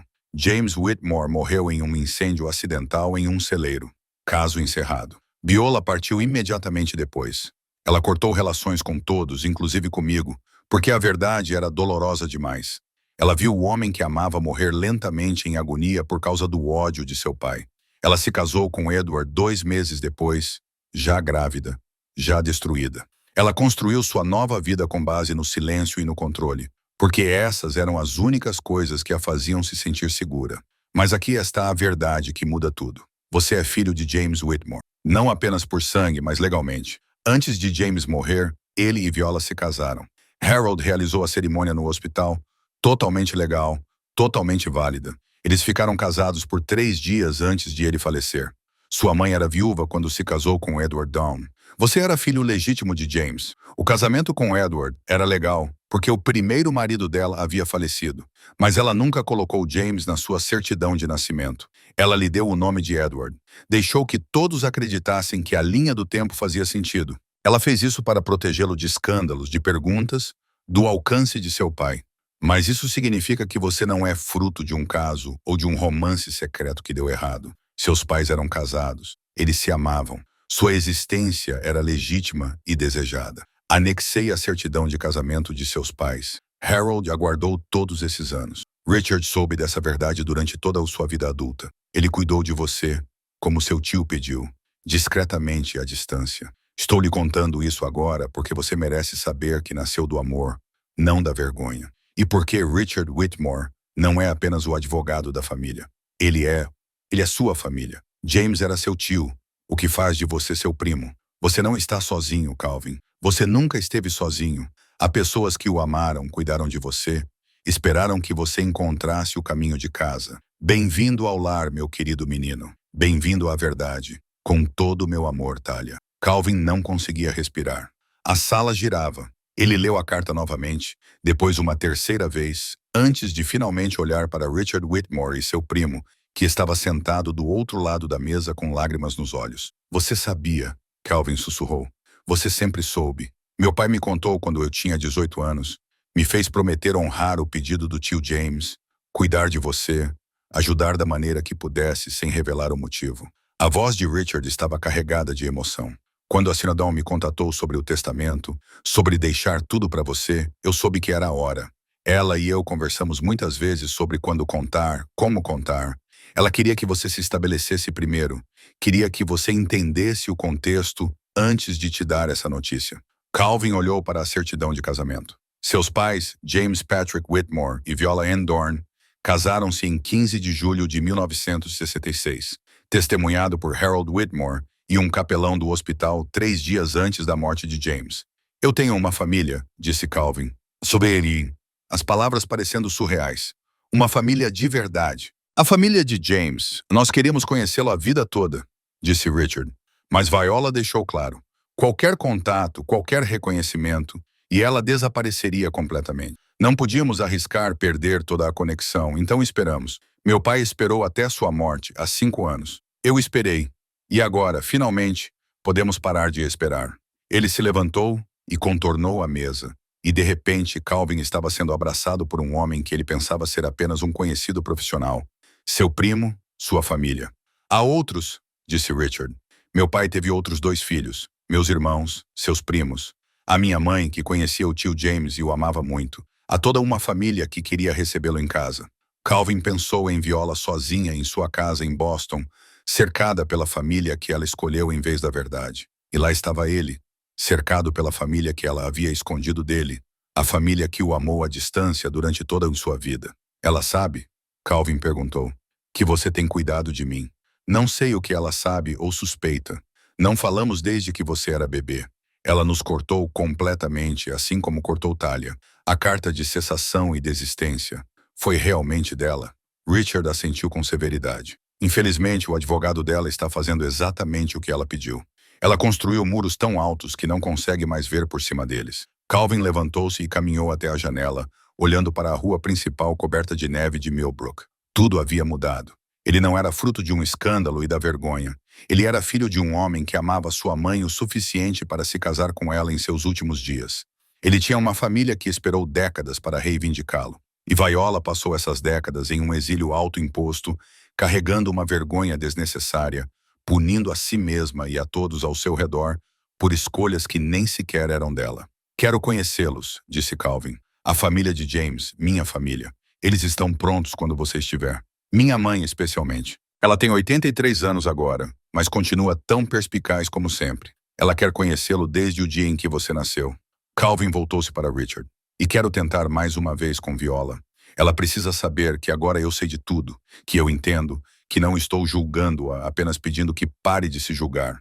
Ela pode não ouvir, provavelmente não ouvirá, mas tenho que tentar por James, por Talia, por Tessie e por mim. Richard assentiu lentamente. Então vamos tentar juntos. Família ajuda família. É o que o tio James teria desejado. Família. A palavra parecia diferente agora, mais pesada, mais completa, real. Calvin passou 3 anos acreditando que estava sozinho, exceto por Tessie. Agora ele sabia que nunca tinha estado sozinho. A revelação deixou Calvin em uma semana de turbulência emocional. Ele acordava no meio da noite com a mente correndo por tudo o que tinha aprendido, tudo o que isso significava. Ele era o filho legítimo de James Whitmore. Seus pais tinham sido casados, por mais breve que tenha sido. Sua mãe havia vivido com esse segredo por quase 50 anos. Tessie percebeu a mudança imediatamente. Aos 11 anos, ela desenvolveu a habilidade de ler o humor dele com precisão assustadora. Você descobriu algo importante, não foi? Ela perguntou certa manhã durante o café da manhã. Calvin pousou a xícara de café e olhou para a filha, sua filha brilhante e perspicaz, que merecia a verdade tanto quanto ele. Sim, algo que muda a história da nossa família. Ele respirou fundo. Seu avô, o homem que eu sempre chamei de pai, não era meu pai biológico. Os olhos de Tessie se arregalaram, mas ela não interrompeu. Meu pai verdadeiro era um homem chamado James Whitmore. Ele amava muito sua avó. Eles até ficaram casados por 3 dias antes de ele morrer, devido aos ferimentos que sofreu ao tentar protegê-la do pai dela, seu tataravô. Então a vovó era viúva. Ela era. E então ela se casou novamente e nunca contou a ninguém. Ela me deixou acreditar que Edward Down era meu pai durante toda a minha vida. Tessie processou isso lentamente. Então é por isso que ela está sempre tão zangada. Ela está triste. Ela perdeu alguém que amava e nunca superou isso. Da boca das crianças. Isso mesmo. E o Sr. Whitmore, o advogado, é meu primo. James era tio dele. Há toda uma família que queria nos conhecer, mas sua avó nos manteve separados. Tessie ficou em silêncio por um momento. Vamos conhecê-los? Você gostaria? Eles são nossa família. Claro que quero conhecê-los. A simplicidade de sua resposta fez Calvin sorrir. Sem sentimentos complicados sobre lealdade ou traição, apenas a aceitação direta de que a família era importante, independentemente de como eles tinham sido mantidos separados. Richard marcou o encontro para o sábado seguinte. Seria na casa de sua mãe, uma grande fazenda nos arredores de Millbrook. A lista de convidados incluía a mãe de Richard, Elenena, seus 2 irmãos e suas famílias, e alguns dos amigos mais próximos de James que ainda estavam vivos. Na noite anterior, Richard trouxe a Calvin algo que disse ter guardado para o momento certo. Era um relógio de bolso manchado pelo tempo, mas ainda funcional. Na parte de trás, havia uma inscrição. Para o nosso futuro, Jodadobatu para Vide, verão de 1966. O tio James estava usando isso quando se feriu, explicou Richard. Ele parou às 23h47, a hora exata do incêndio. Meu pai guardou-o todos esses anos. Ele queria que eu o desse a você quando estivesse pronto. Calvin segurou o relógio, sentindo o peso da história na palma da mão. Seu pai carregava-o, deu-o a Viola como uma promessa do futuro deles. Um futuro que lhes foi roubado. Obrigado, Calvin conseguiu dizer, com a voz embargada pela emoção. Há mais uma coisa. Richard tirou uma fotografia da carteira. Esta é a única fotografia que tenho do tio James e da Viola juntos, tirada secretamente, provavelmente pelo meu pai. Achei que devia ver como eles eram quando eram felizes. A fotografia mostrava um jovem casal à beira do rio, obviamente sem saber que estavam a ser fotografados. James tinha o braço à volta de Viola, e ela ria-se de algo que ele tinha dito. Ambos pareciam completamente felizes, completamente apaixonados. Calvin podia se ver nas feições de James. O mesmo queixo, a mesma maneira como seus olhos se enrugavam quando ele sorria. Ela era tão jovem, sussurrou Calvin. 2. James tinha 28 anos. Eles achavam que tinham todo o tempo do mundo. Naquela noite, Calvin mostrou tudo para Tessie. O relógio, a fotografia, a certidão de casamento. Eles se sentaram juntos no sofá da biblioteca. Pedaços da história se espalhavam diante deles. Eles parecem felizes, observou Tessie, estudando a fotografia. Eles eram. Você acha que a vovó ainda se lembra de ter sido tão feliz? Não sei. Espero que sim. Espero que ela não tenha esquecido todas as coisas boas que aconteceram antes de tudo dar errado. Tessie pegou o relógio e o examinou cuidadosamente. Podemos mostrar essas coisas para ela? Podemos dizer que sabemos? Quero tentar, mas ela deixou bem claro que não quer contato. Talvez ela só precise saber que é seguro, que não estamos julgando-a, que entendemos. Calvin puxou a filha para perto. Quando você ficou tão sábia? Tive uma boa professora. O encontro com a família de James foi emocionante da melhor maneira possível. Elenena Whitmore era uma mulher pequena, com olhos perspicazes e um sorriso caloroso que lembrou Calvin imediatamente da avó que ele nunca soube que deveria ter tido. Você é tão parecido com ele, disse ela, tocando gentilmente o rosto de Calvin. James ficaria muito orgulhoso do homem que você se tornou, do pai que você é. Os irmãos de Richard, David e Patricia receberam Calvin e Tessie sem reservas. Eles também eram primos. Primos de segundo grau, tecnicamente, mas ainda assim família. Crianças correndo, adultos compartilhando histórias, uma reunião familiar genuína que Calvin nunca havia experimentado enquanto crescia na casa fria e formal de Viola. Eles compartilharam histórias sobre James, sua gentileza, seu senso de humor, sua devoção absoluta a Viola, apesar de saber que o relacionamento era perigoso. Eleanor mostrou a eles fotografias que Calvin nunca tinha visto. James quando menino, quando jovem, em suas roupas de trabalho na empresa de construção que ajudava a administrar. Ele iria assumir o negócio, disse Eleanor. Ele e Viola iriam se mudar para Boston, começar de novo. Ele tinha tudo planejado. Então aquele monstro, ela se conteve olhando para Tessie. Então o pai de Viola destruiu tudo. Você chegou a falar com minha mãe? Perguntou Calvin. Depois que fui vê-la cerca de um mês após a morte de James, ela já estava grávida. Eu queria que ela soubesse que a ajudaríamos, que o filho de James teria uma família. Ela se recusou a me ver, mandou uma mensagem pelo marido dizendo que o passado estava morto e que eu deveria respeitar isso. Ela estava se protegendo da única maneira que sabia. Calvin disse: agora eu entendo isso. Na época, eu só estava com raiva. Raiva dela por nos afastar, por nos negar nosso sobrinho, por fingir que James nunca existiu. Os olhos de Eleanor se encheram de lágrimas. Mas tive 50 anos para aprender a perdoar. Só espero que ela também tenha aprendido. Durante o almoço, Calvin tomou uma decisão. Ele se levantou e limpou a garganta, esperando que as conversas se acalmassem.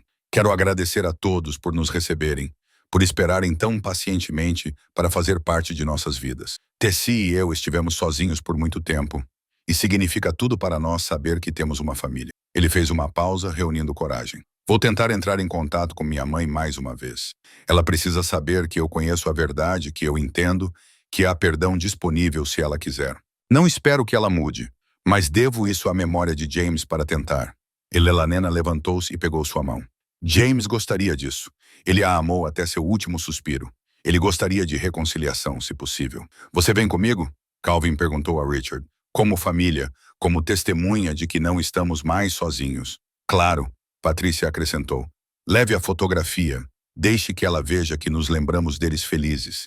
Deixe que ela saiba que não a culpamos. Os 3 dias seguintes foram gastos nos preparativos. Calvin escreveu e reescreveu o que queria dizer.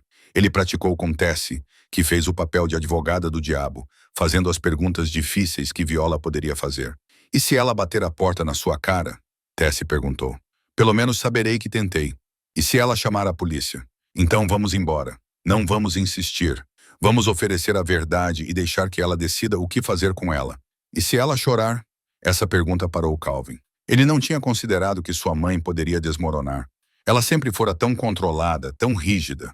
Mas por baixo desse controle, estava uma menina que tinha visto o homem que amava morrer lentamente, que carregava culpa e dor há 50 anos. Então eu a consolo, disse ele finalmente. Mesmo que ela não queira, mesmo que ela me afaste, eu mostro a ela que a gentileza ainda é possível. Margaret Pellier insistiu em fazer um pacote de cuidados para eles. Biscoitos, chá e um lindo cobertor de tricô para quando a conversa ficar difícil, explicou ela. Às vezes, as pessoas precisam de algo em que se apoiar. Na noite anterior à viagem para Boston, Calvin ficou parado no escritório onde Talia guardava seus segredos. Ele segurava o relógio de bolso em uma mão e a fotografia na outra. Vou tentar terminar o que você começou, disse ele para a sala vazia, falando com a memória de Talia. Vou oferecer a ela a verdade, o amor e a chance de fazer parte de nossas vidas. O resto depende dela. O relógio tic-taqueava constantemente em sua mão, mantendo o tempo após todos esses anos. Assim como o amor, pensou ele, assim como a família, eles resistiram mesmo quando tudo o mais desmoronou. Amanhã eles iriam para Boston. Amanhã ele enfrentaria sua mãe com toda a verdade. Amanhã ele lhe ofereceria o presente que Talia tentou dar por 50 anos, o presente da compreensão, do perdão e da família. Se ela aceitaria ou não, dependia inteiramente dela. A viagem até Boston levou 4 horas, sob um tempo cada vez mais cinzento. Calvin dirigia com Richard no banco do passageiro e Tessie no banco de trás, quieta e observadora. Nenhum deles falava muito. O peso do que estavam prestes a tentar pairava pesadamente no carro. A casa de Viola ficava em um subúrbio tranquilo, uma modesta casa colonial que demonstrava manutenção cuidadosa e isolamento deliberado. O quintal estava impecável, mesmo no inverno. A calçada estava meticulosamente limpa de neve. Tudo ali gritava controle. Calvin estacionou na calçada. Suas mãos tremiam. Você não precisa fazer isso, disse Richard baixinho. Sim, preciso. Eles caminharam juntos até a porta. 3 gerações carregando a verdade e a esperança nas memórias de pessoas que já se foram há muito tempo. Calvin tocou a campainha e esperou. A mulher que abriu a porta estava mais velha do que Calvin se lembrava, embora tivessem se passado apenas 3 anos desde que ele a viu pela última vez. Viola havia envelhecido nesse período. Seu cabelo agora completamente grisalho, seu rosto profundamente marcado por rugas. Mas seus olhos, aqueles olhos que o perscrutaram no dia de ação de graças 3 anos atrás, estavam os mesmos, perspicazes, cansados, defensivos. Ela viu Calvin primeiro e começou a fechar a porta. Então ela viu Richard e seu rosto ficou completamente pálido. Não, ela sussurrou. Não, vocês não podem estar aqui. Senhora Dawn, disse Richard gentilmente. Precisamos conversar. Por favor, vou chamar a polícia. Tenho uma ordem de restrição.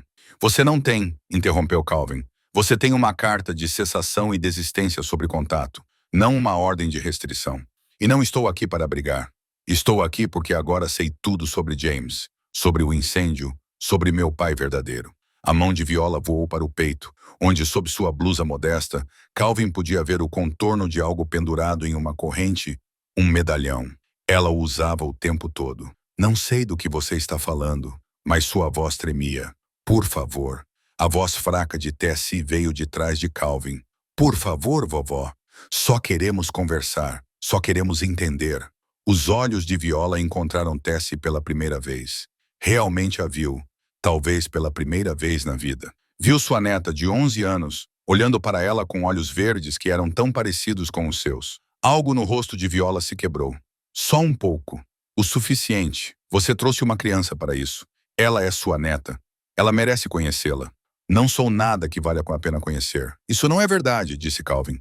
E posso provar isso. Por favor, mãe, nos dê apenas 5 minutos. Se você ainda quiser que a gente vá embora depois disso, a gente vai e nunca mais volta. Mas, por favor, deixe-nos dizer o que viemos dizer. O uso da palavra mãe pareceu quebrar outra coisa. Os olhos de Viola se encheram de lágrimas. Ela piscou furiosamente. Por um longo momento, ela ficou paralisada na porta. Uma mulher presa entre o passado que ela havia enterrado e o presente que exigia ser reconhecido. Finalmente, ela deu um passo para trás e abriu a porta mais amplamente. 5 minutos, só isso. Eles entraram em uma casa que parecia um museu. Tudo estava em seu lugar.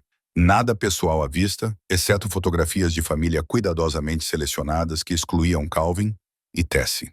A sala de estar era formal, pouco acolhedora. Sentaram-se em móveis que pareciam caros e desconfortáveis. Viola permaneceu de pé, de braços cruzados, em posição de defesa. Mas Calvin podia ver que a mão dela continuava indo para o medalhão em seu pescoço. Um gesto nervoso que ela provavelmente nem percebia que estava fazendo. Como você descobriu? Ela perguntou finalmente. Talia me deixou tudo. A casa, seus diários, as provas que ela havia coletado e o testemunho do pai de Richard sobre o que realmente aconteceu naquela noite. Os olhos de Viola se voltaram para Richard. Harold está morto. Há 5 anos, Richard confirmou, mas ele me deixou tudo, incluindo os últimos desejos do tio James. Não, a palavra foi dura, desesperada. Não diga o nome dele. James Whitmore, disse Calvin gentilmente. Meu pai, seu marido, o homem que a amava o suficiente para se casar com você em uma cama de hospital enquanto morria devido às queimaduras que seu pai lhe causou. O controle de Viola se quebrou. Ela se sentou com força na cadeira mais próxima, com a mão pressionada contra a boca, lágrimas escorrendo pelo rosto. A corrente do medalhão se quebrou sob seu aperto e o medalhão se abriu em seu colo, revelando uma pequena fotografia de um jovem com olhos gentis e um sorriso cheio de promessas. Você guardou a foto dele, sussurrou Calvin. Todos esses anos. Viola olhou para o medalhão em suas mãos como se o visse pela primeira vez.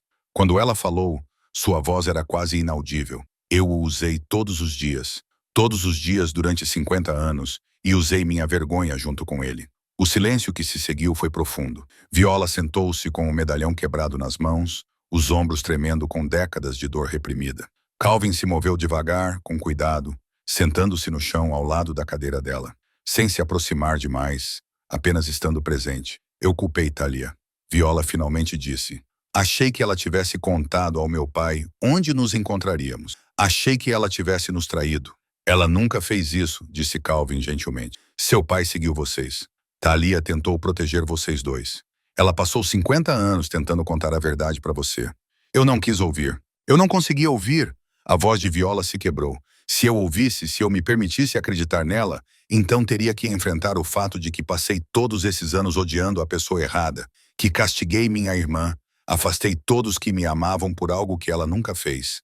Ela entendeu. Richard disse baixinho. Ela nunca deixou de te amar. Ela deveria ter deixado. Viola olhou para ele. Olhou realmente para ele. Você é filho de Harold. Você se parece com ele. Eu sou. E o tio James foi meu herói enquanto crescia. Meu pai fez questão de que eu o conhecesse, mesmo que ele já tivesse partido. Ele morreu por minha causa. Ele morreu porque seu pai era um monstro. Calvin corrigiu com firmeza. Porque ele escolheu a violência em vez da compreensão. James sabia dos riscos. Ele amava você de qualquer maneira.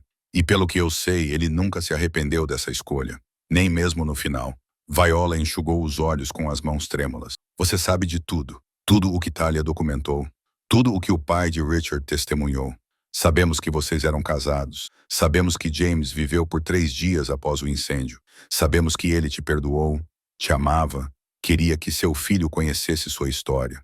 Seu filho. Viola olhou para Calvin e pela primeira vez ele viu reconhecimento em seus olhos. Não apenas o reconhecimento de sua existência, mas o fato de ela o ver. Você se parece com ele.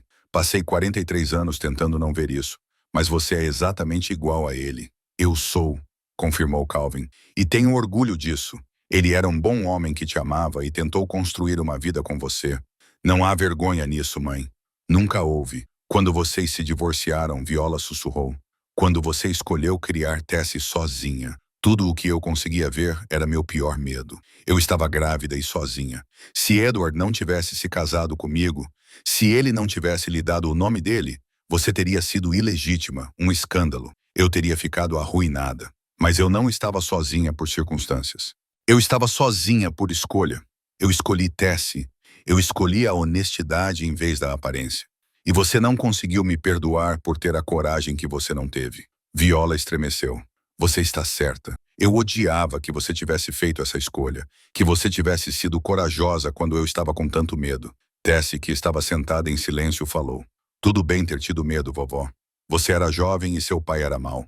Mas você não precisa mais ter medo. Viola olhou para a neta, essa criança sábia que oferecia perdão de forma tão simples. Não sei como não ter medo. Comece aos poucos, disse Calvin. Ele enfiou a mão no bolso e tirou a fotografia que Patrícia havia enviado. São você e James, felizes antes de tudo dar errado. A família de Richard guardou essa foto por 50 anos, esperando para compartilhá-la com você, esperando para lhe dizer que nunca a culparam. Viola pegou a fotografia com as mãos trêmulas. Um soluço escapou de sua boca ao olhar para si mesma. E James, tão jovens, tão cheios de esperança. Estávamos tão felizes naquele dia. Ele tinha acabado de me dizer que tinha economizado dinheiro suficiente para nos mudarmos para Boston. Íamos nos casar em segredo e simplesmente partir. Recomeçar. Você ainda pode recomeçar, disse Richard. Não geograficamente, mas emocionalmente. A família de James, a família do seu filho, quer conhecê-la. Há décadas que queremos conhecê-la. Como você pode me perdoar? Eu a afastei. Neguei ao Calvin sua herança. Fui cruel. Porque você estava sofrendo, respondeu Richard. Porque você estava fazendo o que achava que precisava fazer para sobreviver. Mas você não precisa mais sobreviver, Sra. Dawn. Você pode viver. Viver de verdade com uma família que te entende, que não te julga, que só quer te conhecer. Viola olhou para cada um deles. Calvin, que dirigiu 4 horas para oferecer compreensão em vez de acusações. Richard, representando uma família que ela rejeitou por 50 anos. E Tessie, essa linda criança que foi privada do amor de uma avó por causa do medo e da vergonha de uma mulher. Sinto muito, ela sussurrou. Sinto muito, profundamente. Calvin estendeu a mão e segurou a dela. Ela não se afastou. Eu te perdoo, mãe, e Talia te perdoou há muito tempo. A única pessoa que precisa te perdoar agora é você mesma. Viola segurou a mão dele como se fosse uma tábua de salvação. Não sei se consigo. Então vamos ajudá-la a aprender. É isso que as famílias fazem. Lá fora, a neve começava a cair, suave e purificadora, dentro de uma casa que parecia um moralismo. 3 gerações sentaram-se juntas no primeiro momento de honestidade que já haviam compartilhado. Não era perfeito, não era completo, mas era um começo. E depois de 50 anos de finais, um começo era suficiente. A primavera chegou a Vermont com sua habitual transformação dramática. A neve derreteu em riachos caudalosos, as árvores nuas explodiram em verde, e os jardins ao redor da mansão revelaram-se em camadas de cores. Calvin estava na varanda dos fundos, com um café na mão, observando Tessie ajudar Viola a plantar flores nos canteiros elevados que haviam construído juntos. Fazia 3 meses desde aquele dia em Boston. 3 meses de reconstrução cuidadosa, de telefonemas e visitas, de aprender a ser uma família. Não tinha sido fácil.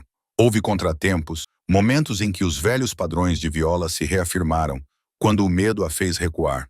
Mas ela continuou tentando. Todos continuaram tentando. Um pouco mais fundo, Viola dizia agora a Tessie, demonstrando a profundidade adequada para plantar bulbos. Eles voltarão todos os anos se fizermos isso direito. Todos os anos, a frase falava de permanência, de um futuro que Viola finalmente se permitia imaginar. A porta dos fundos se abriu e Richard apareceu com sua mãe, Eleanor. A família Whitmore havia se tornado visitante regular, integrando-se à vida de Calvin com a facilidade de pessoas que sempre estiveram destinadas a estar lá. A colcha está pronta, anunciou Eleanor, carregando um grande pacote embrulhado. Acho que você vai adorar. Eles se reuniram na biblioteca, que havia se tornado o coração da casa. Livros revestiam as paredes, móveis confortáveis convidavam a longas conversas, e fotografias agora cobriam todas as superfícies. 3 gerações encontrando o caminho de volta, umas para as outras. Eleanor desembrulhou o pacote com cuidado, revelando uma colcha de extraordinária beleza. Cada quadrado representava um membro da família, cuidadosamente desenhado e costurado. Calvin reconheceu os padrões imediatamente. Eles eram da colcha inacabada de Talia, aquela que encontraram no sótão com aquela nota final presa nela, para quando a família estivesse completa novamente. Talia havia feito 20 quadrados antes de falecer. Eleanor explicou. Eu terminei o resto. Aqui está James, aqui está Talia, aqui está Viola quando jovem, e aqui estamos todos nós agora. Calvin, Tessie, todos que fazem parte desta família. No centro havia um quadrado mostrando uma casa, a mansão com janelas brilhando calorosamente. Lar. Viola estendeu a mão para tocar o quadrado que representava sua versão mais jovem. Ela nunca deixou de acreditar que voltaríamos a ficar juntos. Ela sabia que o amor era mais forte que o medo. Eleanor disse que ela só precisava esperar que o resto de nós descobrisse isso. Eles estenderam a colcha sobre a grande mesa de leitura, admirando o trabalho de Elelanena. O quadrado final, aquele que Talia havia deixado inacabado, agora mostrava todos eles juntos. Sua família finalmente completa. Quero mostrar uma coisa para vocês, disse Viola baixinho. Ela saiu da sala e voltou um momento depois, carregando uma pequena caixa de madeira. Guardei isso todos esses anos. Achei que fossem apenas lembranças dolorosas. Mas Calvin tem me ajudado a entender que são mais do que isso, são sua história, sua verdade. Ela abriu a caixa para revelar cartas. Dezenas de cartas de James escritas durante o namoro, quando tinham que se comunicar em segredo. Cartas de amor cheias de esperança, planos e promessas. Quero que Tessie tenha isso algum dia, disse Viola, para que ela saiba como é o amor verdadeiro. Para que ela saiba que seu avô era um bom homem que amava intensamente e com coragem. Tessie veio para ficar ao lado da avó, e o braço de Viola a envolveu automaticamente, o gesto se tornando natural pela repetição. Obrigada, vovó. Obrigada por dar a uma velha tola uma segunda chance. A tarde se dissolveu no ritmo confortável que elas haviam desenvolvido. Richard e Calvin discutiram o fundo de bolsas de estudo que estavam criando em nome de James.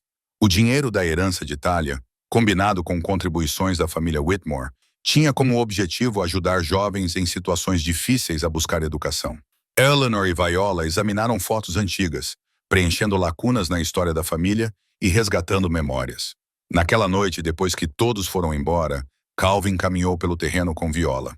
Os jardins estavam voltando à vida sob seus cuidados, respondendo à atenção que não recebiam há anos. Nunca pensei que estaria aqui, disse Viola nesta casa, cercada pela família.